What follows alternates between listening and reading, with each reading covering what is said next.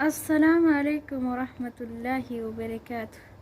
ترى زرتني الوان أرومو هندم تكسن أنا جرات سنين ترى بقت زراتنا الحمد لله رب العالمين أنا جاكوتي سنة كنا جاك أبدين كبا سنين ترى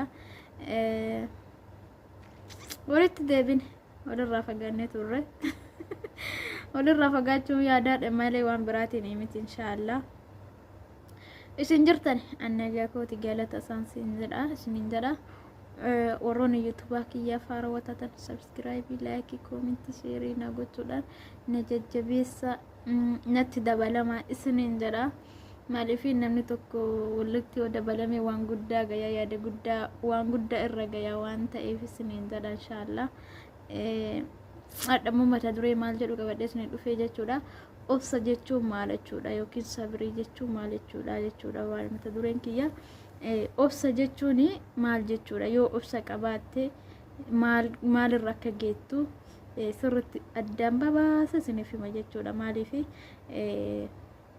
an tokkoffaa irratti obsa qabaadheetiniin dhugaa rabbii mana kana hojjechaa jira jechuudha obsa qabaachuurra kan ka'e mana kana dalagaan jira jechuudha. kanaaf obsa jechuun walumaa galatti obsa jechuun maal akka ta'e sirriitti addaan baasisaniif hima beektuudha. Maaltu jira beektanii yoo obsa qabaatte waa baay'eetu bakka waa baay'ee irra dabartaa beektanii obsa jechuun maal akka ta'e walumaa ilaallaa.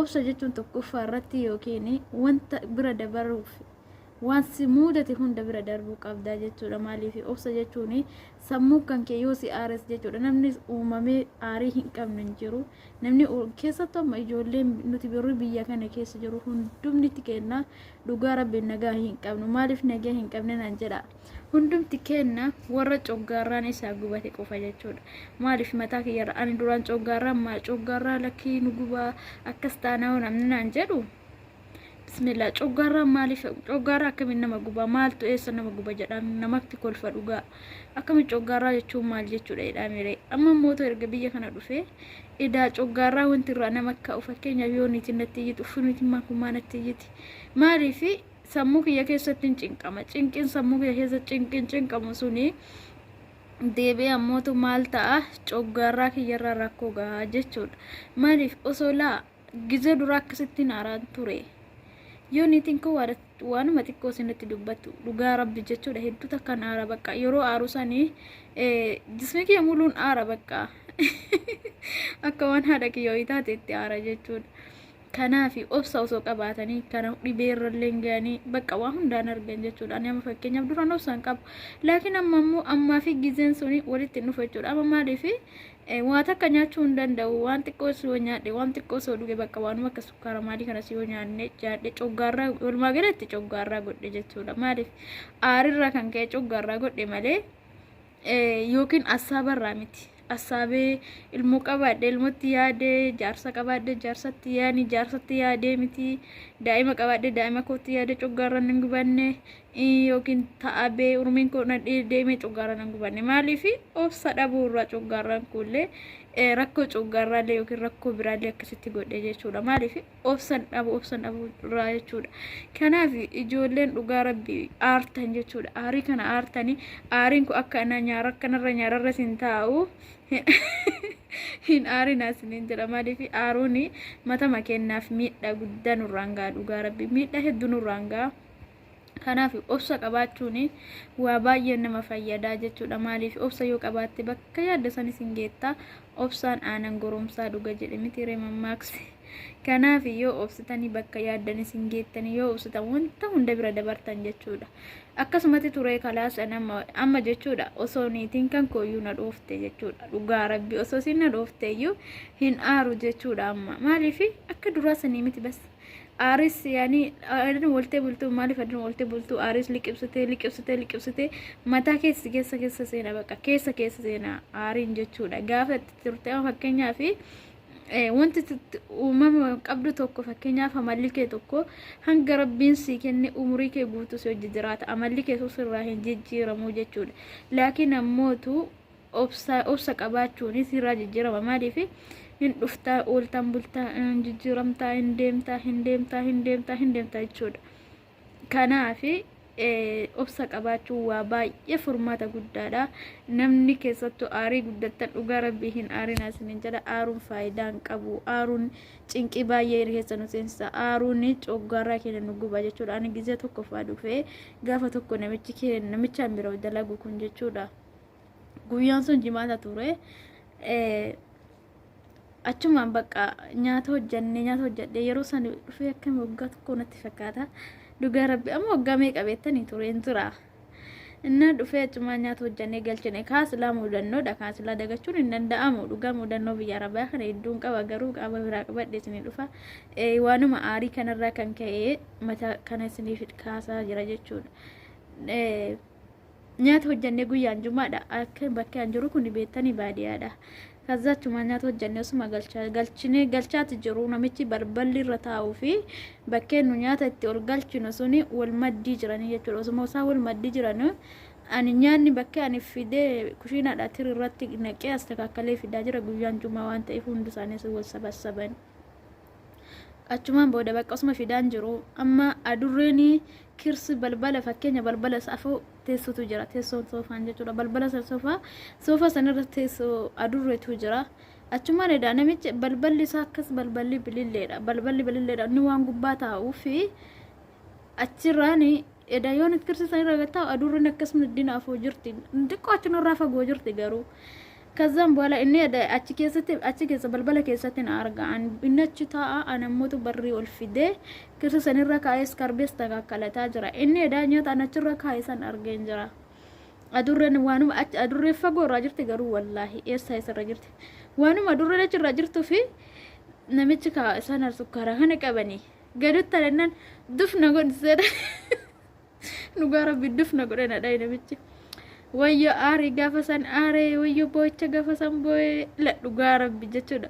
Umrii koo keessatti hin irraafadhu boo'icha gaafa san boo'ee maaliif bakka gaafa gizee sanii mucayyoo takka wajjin jiraasin sun inni waliin hojjanna manuma tokko keessa dalanna ture bakka dhugaa rabbi jechuudha. Nafaanaa booyaa turte niitiilleen dhufte maaliif bootta kalaas namicha beektaa mala saamaaf bootta bakka asumayyuun barbaadu maaliif obsa dhabuurraa maali yoo na dhaye abbaan kan koo yoo waa balleesse na dhayaan jiru haganni na dhaye san caalaa abbaan koo na dhayaan jiru yoo waa balleesse inni siluma sukkaara qabuuf aaree na dhaye malee silumayyuu na dhawuyyuun barbaadu bakka aarima xiqqoo gubbama kanarra na taa'a aariin jechuudha.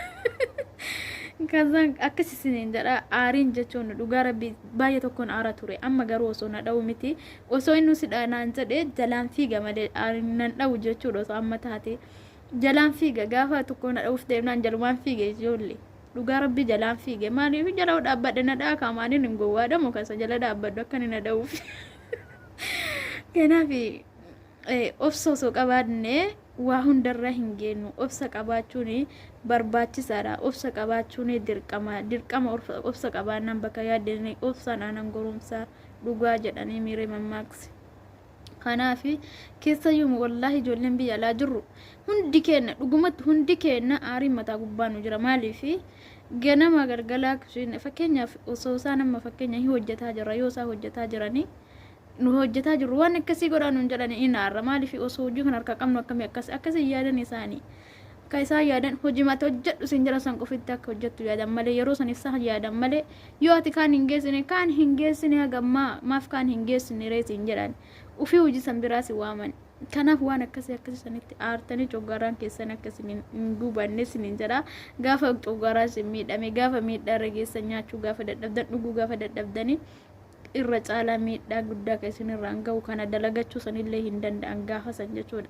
Maaliif olimaa gadi fiiddee hojjechuu kanallee hin dandeessu nyaattu malee dhudhu malee jiraachuu hin dandeessu waan ta'eef.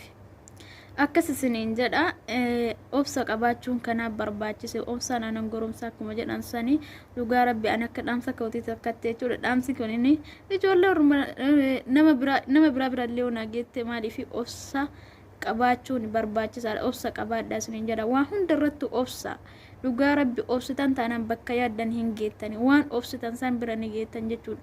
Gaafa obsa qabaattanii waan yaaddassan illee ni argattan waan yaaddassan illee bira geessan maaliif fakkeenyaaf yoo waan tokko nin bitadha yoo jette yoo lakki wanti sun amma tana ta'uu qaba waan hin fee waan hin qabne yoo fuute waan hin jirre yoo fuute amma san wanti kun ta'uu qaba jettee wanti cinqamte sammuu keetiin illee cinqirra geessa rakkoo irra geetta waan ta'eef dirqama jechuudha waan hojjetan keessatti waan jiru keessatti hundumarrattu obsuun dirqama guddaadha jechuudha maaliif obsuun wallaahi obsa jechuun anasu akka ammaa kana beekee obsa akka ta'e beekee maaliif coggarraa godha ijoollee koo dhugaa coggarraan godhu anam jechuudha inaara bakka aarii kana dhiiseen jira amma bakka sa'aatii 24 sammuun kiyya farhaana maaliif hin beeku bakka yaani sammuun kiyya firiidha firiidameen jiraadha dhugaa rabbi akka gizee dura cinqii boowoo akkas ta'uu sanii qabu amma alhamdulillah rabbil alamin dhugaa rabbi baay'ee dasna jedha amma maaliif bakka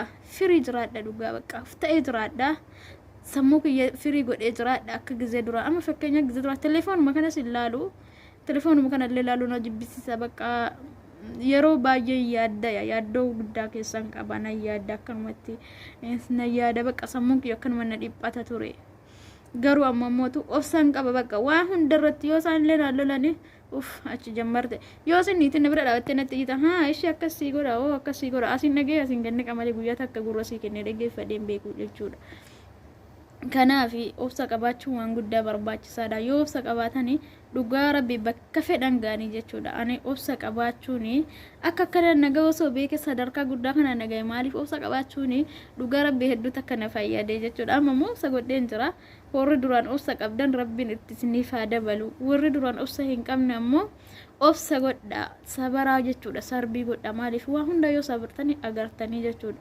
kanaafu obsa qabaachuun dirqama keessanii jabaadhaa sin jaalladhaa sin galateeffadhaa yuutuubii kan kaa'amuutu subscribe like comment share godhuu naaf hin dagatina dhugaa mudannoo baay'een qaba mudannoo biyya arabaa kana michi na dheefaa jira wayne isini qabadheen fidaa na jajjabeessaa ijoollee oromoo dhugaa rabbi ni jajjabeessaa diraamaa illee hojjedhee isinii fida jechuudha diraamaa yoo barbaadan diraamaa illee hojjedhee isinii